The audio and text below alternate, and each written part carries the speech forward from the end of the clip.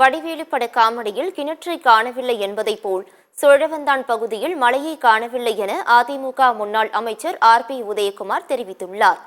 மதுரை மாவட்டம் அலங்காநல்லூரில் அதிமுக ஆலோசனை பொதுக்கூட்டம் நடைபெற்றது. இந்த கூட்டத்தில் பேசிய ஆர்.பி. உதயகுமார், அலங்காநல்லூர் வரும்போது ஒரு மலையை பார்த்துவிட்டு வருவேன். கடந்த ஒரு மாதமாக அந்த மலையை பார்க்க முடியவில்லை என்று தெரிவித்தார். காணாமல் போன மலையை யார் விழுங்கி இருப்பார்கள் என்று தெரியவில்லை என்றும், அது ஆண்டவனுக்கே வெளிச்சம் எனவும் ஆர்.பி. உதயகுமார் தெரிவித்தார்.